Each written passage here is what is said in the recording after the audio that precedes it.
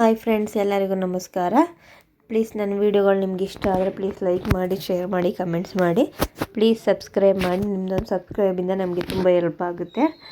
Please support ಮಾಡಿ. ಇವತ್ತು ಷಷ್ಠಿ ಆಗಿರೋದ್ರಿಂದ ಬೆಳಗ್ಗೆನೇ ಎದ್ದು ಕೆಲಸ ಎಲ್ಲ ಮುಗಿಸಿ ಹುತ್ತಕ್ಕೆ ಹೋಗಿ ಪೂಜೆ ಮಾಡ್ಕೊಂಡು ಬಂದು ಮಕ್ಕಳಿಗೆ ಸ್ಕೂಲ್ಗೆ ಹೋಗ್ಬೇಕಾಗಿರೋದ್ರಿಂದ ಬೆಳಗ್ಗೆ ಬೇಗ ಎದ್ದು ಮಕ್ಕಳಿಗೂ ಇದನ್ನೆಲ್ಲ ಕಲಿಸ್ದಂಗೆ ಆಗುತ್ತೆ ಅಂತ ಮಕ್ಕಳನ್ನ ಜೊತೆ ಕರ್ಕೊಂಡು ಹೋಗಿ ಪೂಜೆ ಮಾಡ್ಕೊಂಡು ಬಂದು ಅವ್ರನ್ನ ಸ್ಕೂಲಿಗೆ ಕಳಿಸ್ಬಿಟ್ಟು ಹೋದರೆ ಅವ್ರಿಗೆ ಇದೆಲ್ಲ ಅರ್ಥ ಆಗೋಲ್ಲ, ಗೊತ್ತಾಗಲ್ಲ ಅಂತೇಳಿ ಅವ್ರನ್ನೂ ಜೊತೆಗೆ ಕರ್ಕೊಂಡೋಗಿ ಪೂಜೆ ಮಾಡ್ಕೊಬಂದ. ನೆಕ್ಸ್ಟು ಹಸುವಿಗೆ ನೈವೇದ್ಯ ಕೊಡಬೇಕಿತ್ತು.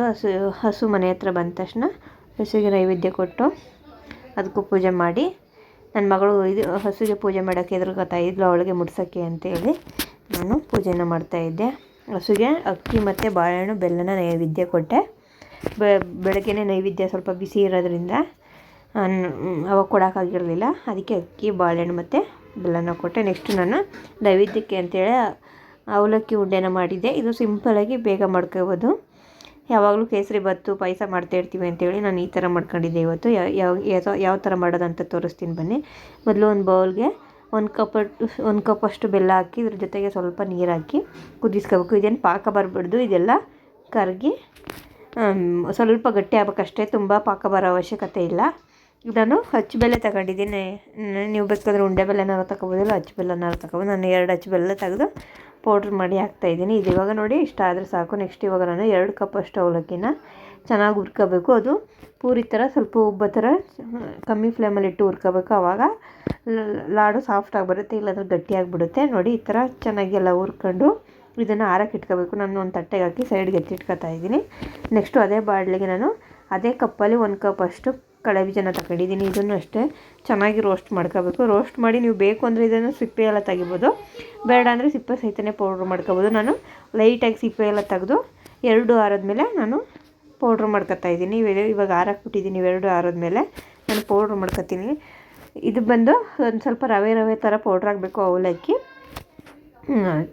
ಕಡಲೆ ಬೀಜ ಬಂದು ಫುಲ್ ಪೌಡ್ರ್ ಹಾಕಬೇಕು. ನೋಡಿ ಇವಾಗ 2 ಪೌಡ್ರ್ ಮಾಡಿ ಒಂದು ತಟ್ಟೆಗೆ ಹಾಕತ್ತೆ. ನೆಕ್ಸ್ಟು ಒಂದು ಬಾಣಲೆಗೆ ಸ್ವಲ್ಪ 2 ಟೇಬಲ್ ಸ್ಪೂನಷ್ಟು ತುಪ್ಪನ ಹಾಕಿ ಇದ್ರ ಜೊತೆಗೆ ಗೋಡಂಬಿನ ಹಾಕ್ತಾಯಿದ್ದೀನಿ. ನೀವು ಬೇಕು ಅಂದರೆ ದ್ರಾಕ್ಷಿನೂ ಹಾಕೋಬೋದು. ನಮ್ಮ ಮನೇಲಿ ದ್ರಾಕ್ಷಿ ತಿನ್ನಲ್ಲ ಅಂತೇಳಿ ದ್ರಾಕ್ಷಿ ಹಾಕಲ್ಲ. ಇವಾಗ ಪೌಡ್ರ್ ಮಾಡ್ಕೊಂಡಿರೋ ಅಂಥ ಕಡಲೆ ಬೀಜ ಮತ್ತು ಅವಲಕ್ಕಿನ ಹಾಕಿ ಚೆನ್ನಾಗಿ ಒಂದು 2 ನಿಮಿಷ ಫ್ರೈ ಮಾಡಿ. ಮೊದಲೇ ಫ್ರೈ ಮಾಡಿರ್ತೀವಲ್ಲ, ಮತ್ತೆ ಇದು ಫ್ರೈ ಮಾಡೋ ಅವಶ್ಯಕತೆ ಇಲ್ಲ. ಇವಾಗ ಈ ಥರ 2 ನಿಮಿಷ ಫ್ರೈ ಮಾಡ್ಕೊಂಡು ಇದಕ್ಕೆ ಏಲಕ್ಕಿ ಪೌಡ್ರ್ ಹಾಕಿ ಚೆನ್ನಾಗಿ ಮಿಕ್ಸ್ ಮಾಡಿ. ಇವಾಗ ನಾವು ಬೆಲ್ಲ ಕರಗಿಸಿ ಇಟ್ಕೊಂಡಿರ್ತೀವಲ್ಲ, ಅದನ್ನು ಹಾಕಿ ಚೆನ್ನಾಗಿ ಕಲಿಸ್ಕೋಬೇಕು. ನಿಮಗೆ ಕಲಿಸ್ಬೇಕಾದ್ರೆ ಗೊತ್ತಾಗುತ್ತೆ, ಅದು ನೀಟಾಗಿ ಉಂಡೆ ಕಟ್ಟಬೇಕು. ಆ ಥರ ಪಾಕನ ಸ್ವಲ್ಪನೇ ಹಾಕಿ ಚೆನ್ನಾಗಿ ಮಿಕ್ಸ್ ಮಾಡ್ಕೊಂಡು ಈ ಥರ ಉಂಡೆಗಳು ಕಟ್ಕೋಬೇಕು. ಸ್ವಲ್ಪ ಬಿಸಿ ಇರುತ್ತೆ, ನೋಡ್ಕೊಂಡು ಕಟ್ಕೊಳ್ಳಿ. ನೋಡಿ ಈ ಥರ ನೀವು ಅವಲಕ್ಕಿನ ಪೌಡ್ರ್ ಮಾಡಲಿಲ್ಲ ಅಂದರೆ ಗಟ್ಟಿ ಆಗಿಬಿಡುತ್ತೆ. ಸ್ವಲ್ಪ ಪೌಡ್ರ್ ಮಾಡಬೇಕು. ನೋಡಿ ಉಂಡೆಗಳು ಎಷ್ಟು ಚೆನ್ನಾಗಿದೆ, ತುಂಬ ಚೆನ್ನಾಗಿರುತ್ತೆ. ಇದು ದೇವ್ರ ಪ್ರಸಾದಕ್ಕೂ ನೈವೇದ್ಯಕ್ಕೂ ತುಂಬ ಚೆನ್ನಾಗಿರುತ್ತೆ. ಪ್ಲೀಸ್ ಇಷ್ಟ ಆದರೆ ಲೈಕ್ ಮಾಡಿ, ಶೇರ್ ಮಾಡಿ, ಕಮೆಂಟ್ಸ್ ಮಾಡಿ. ಪ್ಲೀಸ್ ಸಪೋರ್ಟ್ ಮಾಡಿ. ನೋಡಿ ಯಾವ ಥರ ಚೆನ್ನಾಗಿದೆ, ಸಾಫ್ಟಾಗಿ ಕೂಡ ಇರುತ್ತೆ, ಗಟ್ಟಿ ಏನಿರಲ್ಲ. ಆದರೆ ಅವಲಕ್ಕಿನ ನೀವು ಪೌಡ್ರ್ ಮಾಡಬೇಕು. ಆಮೇಲೆ ಬೆಲ್ಲನ ಪಾಕ ಮಾಡಬಾರ್ದು, ಜಸ್ಟ್ ಕರಗಿಸ್ಕೊಂಡು ಸ್ವಲ್ಪ ಗಟ್ಟಿ ಆಗಬೇಕು ಅಷ್ಟೇ, ಆಗ ಚೆನ್ನಾಗಿರುತ್ತೆ.